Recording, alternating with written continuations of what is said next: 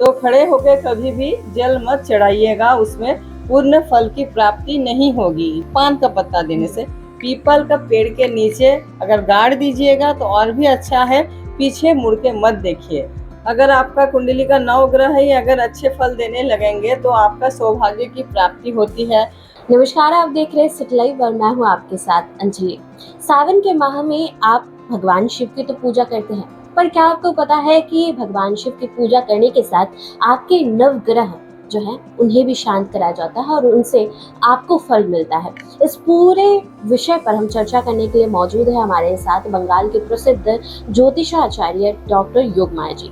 उन्हीं से जुड़ते हैं और जानकारी लेते हैं किस तरीके से हम भगवान शिव की पूजा कर अपने नवग्रह को शांत कर सकते हैं। साथ ही साथ जो कर्ज से परेशान है और कई बार ऐसा होता है कि कर्ज के चलते उन्हें डिप्रेशन भी हैंडल करना पड़ता है, उसके लिए भी हम आपको उपाय बताते हैं। तो हम सीधा उनसे जुड़ते हैं। तो हमारे साथ अभी मौजूद है डॉक्टर योगमाया जी। उन्हीं से जुड़ते हैं और जानते हैं कि किस प्रकार से हम सावन के माह में शिव जी की पूजा कर नवग्रह को शांत कर सकते हैं। जैसे आपने बताया कि नवग्रह को शांत करने के लिए शिव जी की पूजा की जाती है, इससे पहले भी हमने एपिसोड में बात की थी, पर हम शिव जी की पूजा के साथ साथ नवग्रह को कैसे शांत करते हैं? हाँ, सावन महीने में शिव जी के जो हम लोग पूजा कर रहे हैं, साथ ही जो नवग्रह को शांति करने के लिए ये सबसे अच्छा महीना बताए जाते हैं कि जिसका भी नवग्रह अभी खराब चल रहे हैं, शनि, राहु, केतु या फिर मंगल, या फिर किसी का गुरु भी वक्री है, या फिर किसी का कुंडली में बुध अगर अस्त चले गए हैं, उनका भी सावन महीने में अगर जो भी चीज़ हम लोग चढ़ाते हैं उस ग्रह से रिलेटेड, तो वो ग्रह बहुत ही अच्छा फल देने लगते हैं। जी। ग्रहों की शांति कितनी ज्यादा आवश्यक होती है और अगर 9 ग्रह आपके शांत होते हैं तो क्या क्या फल मिलता है? अगर आपका कुंडली का 9 ग्रह ही अगर अच्छे फल देने लगेंगे तो आपका सौभाग्य की प्राप्ति होती है। साथ ही साथ कोई भी काम में अड़चन जो आ रहे हैं वो काम का अड़चन भी कट जाते हैं। हर लाइफ में मतलब हर काम में आपको सफलता मिलती है। इस विधि के बारे में अगर आप बताएं, जैसे कि नॉर्मली जो लड़कियां या फिर कोई भी जाते हैं पूजा करने के लिए, तो वो नॉर्मली जल चढ़ाते हैं भगवान शिव को, बेलपत्र चढ़ाते हैं और फूल चढ़ाते हैं। क्या क्या चीजें करने से नवग्रह को शांति मिलती है? हाँ, सबसे पहले एक बात सबको एक जानना चाहिए कि शिव जी को सिर्फ नॉर्मली पानी मत चढ़ाइएगा।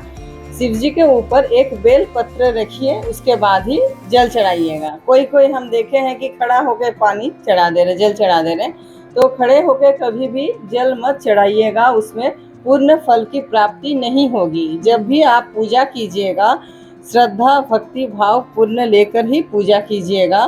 साथ ही साथ एक दिया का भी हम आज उल्लेख करेंगे। वो दिया अगर कंटिन्यू सावन महीना से लेकर आप 3 से 4 महीने जलाएंगे तो आपका जो भी काम रुका हुआ है वो भी काम बनने लगेंगे। तो सबसे पहले जो ग्रह है रवि का, रवि को जो शांत, अगर किसी का कुंडली में रवि अष्टम भाव में चले गए हैं या चतुर्थ भाव में गए हैं, या फिर इसका रवि अस्त चले गए हैं या नीच हो गए हैं, या फिर कोई भी ग्रह नक्षत्र द्वारा रवि दूषित हो चुके हैं जिसका, ठीक है, तो उस हिसाब से रवि का क्या प्रतिकार करने से शिव जी के ऊपर क्या चढ़ाना चाहिए। नॉर्मली शिव जी के ऊपर एक बेल पत्र दीजिएगा, साथ ही उसके साथ जो सादा पानी है या फिर गंगा जल है उसके साथ थोड़ा गुड़ मिलाइएगा, यानी मीठा जल चढ़ाने से, और साथ एक अगर आप समी का पत्ता चढ़ाते हैं, 3 समी का पत्ता मधु देके, शहद देके, तो जो भी आपका रवि का खराब दशा चल रही है या फिर जो रवि के कारण आपका कोई भी काम में बाधा आ रही है वो बहुत जल्द ही ठीक हो जाएंगे। ये कंटिन्यू सिर्फ सावन के महीने के लिए नहीं, जैसे कि आप सावन के महीने में सोमवार से शुरू किए, कंटिन्यू आप 16 सोमवार कीजिए, या फिर कंटिन्यू 21 दिन करके फिर उसको आप बंद कर सकते हैं।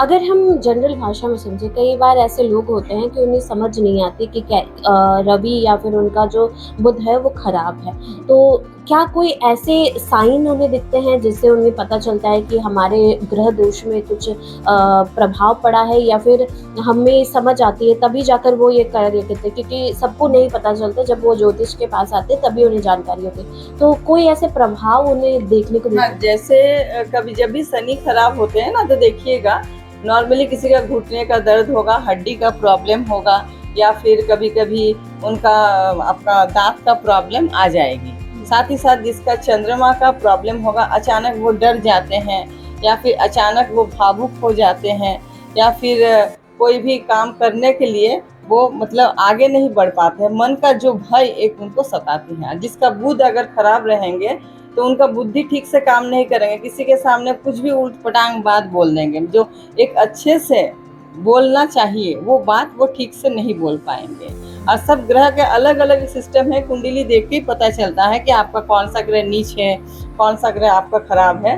अभी रवि का बताएं, अब चंद्रमा का बता रहे। जिसका चंद्रमा नीच है या फिर खराब है, ये सावन का महीने में शिव जी के ऊपर कच्चा दूध से अगर रुद्राभिषेक कीजिएगा, ओम नमः शिवाय का जप करते हुए या फिर रुद्राष्टध्यायी का जो प्रथम अध्याय है उसको पाठ कीजिएगा, तो आपका जो भी चंद्रमा का जो बुरा प्रभाव चल रहे हैं वो बहुत जल्द ही खत्म हो जाएंगे। साथ ही साथ अगर 4 पूर्णिमा को अगर चंद्रदेव को कच्चा दूध के साथ चावल चढ़ाइएगा, अर्घ जिसको हम लोग बोलते हैं, शाम के टाइम में जब चंद्रदेव मतलब दिखते हैं, तो उस समय करने से बहुत ही अच्छा चंद्रमा का रिजल्ट मिलता है। जी। आपने इससे पहले बताया था कि जो जिनको कर्ज से परेशान है, जिन्हें कर्ज से काफ़ी ज़्यादा ये होती है, प्रॉब्लम होती है, उनके लिए भी आपने कुछ उपाय रखा है कि क्या करने से कर्ज कम होगी और किस तरीके से वो आगे फाइनेंशियल स्टेप ले सकते हैं, तो उसके बारे में अगर कुछ बताएं। हाँ, जिसका बार बार मतलब कोई भी काम नहीं हो रहा है, रुक जा रहा है या फिर कर्ज से सब परेशान। देखिए बहुत बार ऐसा क्या करते हैं, कोई काम के लिए हम लोग लोन लेते हैं, उसको चुकता नहीं कर पाते हैं, तो एक लोन से फिर दूसरा लोन, फिर तीसरा लोन, ऐसे करके मेंटली परेशान हो जाते हैं। तो ताकि आपका आय का साधन एकदम सचल हो, अच्छा हो, तो उसके लिए 4 बुधवार का ये उपाय है। ये सावन में करने से बहुत ही अच्छा आपको रिजल्ट मिलेंगे।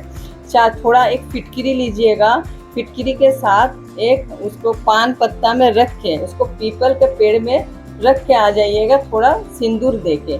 ये आप 4 बुधवार कीजिएगा। पीपल का पत्ते के साथ ही कीजिएगा या फिर पान का पत्ता भी दे सकते हैं, सबसे बढ़िया होगा पान का पत्ता देने से। पीपल का पेड़ के नीचे अगर गाड़ दीजिएगा तो और भी अच्छा है। पीछे मुड़ के मत देखिए। जब भी ये काम कीजिएगा, रास्ते पे जाते टाइम किसी से बातचीत मत कीजिए, तभी बहुत अच्छा रिजल्ट देते हैं। जी।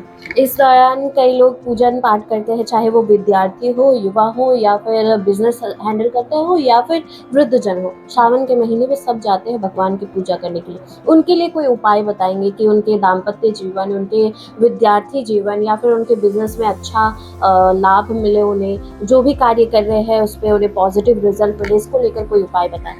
कोई भी काम में अगर सफलता पाना चाहते हैं तो पंचामृत जो होता है, हम लोग पंचामृत से स्नान करवाने से शिव जी का सबसे अच्छा रिजल्ट मिलता है। और साथ ही साथ अगर दही से स्नान करवाते हैं तो और भी आपको बढ़िया। अगले बार हम बताए थे गन्ने का रस में, तो आज अगर बता रहे हैं जिसका मतलब शुक्र एकदम खराब है या फिर दाम्पत्य जीवन में जिसका बहुत ही मन मुटाव या अलगाव चल रहा है, दही से अगर शिव जी का रुद्राभिषेक करते हैं बहुत ही अच्छा रिजल्ट मिलता है। साथ ही साथ हर शुक्रवार शिव जी को सफ़ेद फूल चढ़ाइएगा और उसके साथ दही, खट्टा दही जो होता है चढ़ाने से नॉर्मली 5 से 6 शुक्रवार कीजिए, सावन से शुरू करके देखिएगा आपका जो भी काम, फाइनेंशियली जो प्रॉब्लम है वो भी ठीक होंगे, दाम्पत्य जो मन मुटाव चल रहे हैं वो भी ठीक हो रहे हैं, और जिसका पढ़ाई में मन भी नहीं लग रहे हैं वो भी बहुत जल्दी ठीक हो जाएंगे। आखिर में जाते जाते अगर कुछ सावन के ऐसे चीज़ बताए जो खान पान में सुधार करना हो या स्वास्थ्य लाभ में कोई चीज़ें कुछ सुधार करना हो, तो अगर बताना चाहें आप। अभी तो हरी सब्जी नहीं खाना चाहिए क्योंकि अभी सावन का टाइम है। जितना भी आप लोग कम खाना खाइएगा उतना ही अच्छा है। और अभी जो भी शिव जी का अगर आप मंदिर जाके पूजा नहीं कर पा रहे हैं तो नॉर्मली घर में भी आप, जो अभी अगले बार भी हम बताए थे, मिट्टी का शिव बना के घर में उसको पूजन करके फिर उसको मतलब विसर्जन करना, मतलब पानी से उसको फिर नॉर्मली मिट्टी में ही मिला देना होता है। घर में भी अगर आप पूजा करते हैं तो सावन का सिर्फ सोमवार नहीं, हर दिन शिव जी का होता है। इस समय 24 घंटा अगर ओम नमः शिवाय जप करेंगे तो बहुत ही अच्छा रिजल्ट मिलते हैं। और जो दिया अभी बता रहे थे वो आप लोग सुन लीजिए। किसी भी मंदिर में, शिव मंदिर में जाके ये सिर्फ शाम के टाइम ही कीजिएगा। एक मिट्टी का दिया लीजिएगा, उसमें थोड़ा घी डालिए और काला तिल डाल के तुमरुका जी नाम शिव जी का ही है, और एक तुमरुका जी नाम 3 बार लेकर वो दिया को वहाँ रख के अपना मनोकामना 3 बार बोलिए। ये नॉर्मली 3 सोमवार ही कीजिए, आपका जो भी काम नहीं बन रहे हैं वो बहुत जल्द ही बनेंगे। जी, तो हमारे साथ अभी मौजूद थी बंगाल की प्रसिद्ध ज्योतिषा आचार्य डॉक्टर योगमाया जी, जो कि Shri Ram plaza bank road के शांति जेम्स एंड ज्वेलर्स में रहती हैं। वो अपनी कंसल्टेंसी देती है और आज हमने कई सारे सावन से रिलेटेड नवग्रहों को कैसे हम शांत करें इसके प्रति जानकारी ली। इसके साथ ही अभी यहाँ पर जितने भी लोग कंसल्टेंसी करने आए थे उन्होंने भी ये जानकारी हासिल की किस तरीके से वो अपने करियर, हेल्थ और तमाम जो परेशानियां हैं उनसे कैसे लड़ जाए। साथ ही साथ हम आपको यहाँ पर श्रवण जी के साथ दिखाएंगे कि जो रत्न आप यहाँ पसंद करते हैं तो उसे कितने सारे स्टेप गुजरने पड़ते हैं कि उसकी प्योरिटी जांच करने के लिए, तब आपको वो रत्न हासिल होते हैं। आप यहाँ अगर आना चाहते हैं तो बुधवार और शुक्रवार को सुबह 11:30 बजे से 4 बजे तक यहाँ पर डॉक्टर योगमाया जी उपलब्ध रहती हैं। बाकी के दिनों में आपको श्रवण जी यहाँ पर मिल जाएंगे। सारे रत्न, जितने भी रत्न होते हैं यहाँ पर आपको प्योरिटी के साथ मिलती है, साथ ही साथ सर्टिफिकेशन भी दिया जाता है। ऐसे भी खबरों के बने रहे सब लाइव के साथ। तो आज हम शांति जेम्स एंड ज्वेलर्स में रत्नों की लाइव टेस्टिंग आपको दिखाएंगे और अंदर यहाँ पर टेस्टिंग चल रही है जो श्रवण जी कर रहे हैं। यहाँ टेस्टिंग में कौन कौन से रत्न इस्तेमाल किए जा रहे हैं और कितने प्रोसेस से गुजरती है एक रत्न टेस्टिंग के दौरान, इसके बारे में हम जानकारी लेंगे। तो श्रवण जी ये बताइएगा कि कौन कौन से रत्न है ये और क्या क्या टेस्टिंग से ये गुजरेंगे। ये जो है सफायर ग्रुप है, कोरंडम ग्रुप इसको बोला जाता है, और ये जो है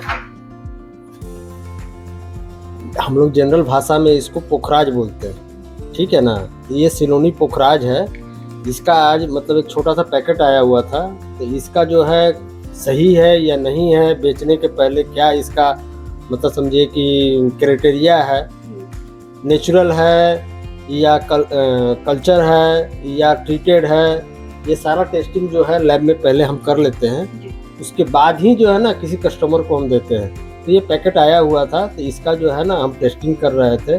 जैसे ये आपको देखिए सफायर, जिसको हम लोग पोखराज बोलते हैं, पीला पोखराज बोलिए, ये है। ये ब्लू सफायर हो गया जिसको हम लोग नीलम बोलते हैं, ये नीलम हो गया आपको। तो इसको जो है हम लोग टेस्टिंग करके उसका नेचुरल जो इसके अंदर का इंक्लूजन है उसको पकड़ते हुए ये नेचुरल है या कलर किया हुआ है या क्या है, इसका हम जांच कर रहे हैं। इसका पहला स्टेप है, पहला स्टेप है कि इसका जो है ना मतलब समझिए कि माइक्रोस्कोप में इसका इंक्लूजन हम लोग चेक करते हैं कि अंदर का जो भी चीज़ है वो नेचुरल है या नहीं है या आर्टिफिशियल है। तो ये पहला टेस्ट में पास हो गया। दूसरा में इसका ऑप्टिक कैरेक्टर इसका फिर चेक करते हैं। तीसरा में फिर इसका जो ना रिफ्लेक्टिव इंडेक्स इसको चेक करते हैं। चौथा में है और एक प्रोसेस है जिसमें हम लोग कलर टेस्ट करते हैं, जिससे इसका कलर नेचुरल है या आर्टिफिशियल है। तो इस तरह करके हम 5 टेस्ट करते हैं। उसके बाद ही जो है ना किसी को हम लोग सेल आउट करते हैं। हमें अगर पूरी टेस्टिंग की एक प्रक्रिया आप दिखा पाए तो? पूरा दिखाने के लिए फिर हमको जो है ना मोटा मोटी जो है जो एक स्टोन के पीछे 45 मिनट लगेगा। तो एक तरह से समझिए कि मेरा ये प्रोसेस कंप्लीट है। और ये जो पूरा पैकेट है वो जो है आपको मतलब दिखा रहे हैं कि ये जो पैकेट है ये पूरा नेचुरल है। श्रवण जी हमें एक एक स्टेप अगर आप दिखा पाए ये टेस्टिंग की प्रोसेस। हाँ देखिए, इसको जैसे है कि हम जो है माइक्रोस्कोप में लगाए, इसके अंदर में इसके अंदर का जितना भी इंक्लूजन है वो हम देखते हैं। उसके बाद से फिर जो है हम इसमें से फिर दूसरा स्टेप है इसका ऑप्टिक कैरेक्टर। इसमें हम जैसे इसको देखा जाता है, इसका ऑप्टिक कैरेक्टर इसमें हम देखेंगे। इसके अंदर में जो है फिर इसको जो है मशीन को ऑन करेंगे हम। ये मशीन से जो है ना इसका ऑप्टिक कैरेक्टर हम लोग देखते हैं। जैसे इसका अंदर का जो है, इसका अंदर से जो है ये ऊपर से देख करके इसका ऑप्टिक कैरेक्टर हम लोग चेक करते हैं। इसी तरह से और 2-3 मशीन है, उससे जो है ना सारा चीज हम लोग टेस्ट करके फिर इसको आइडेंटिफाई करते हैं।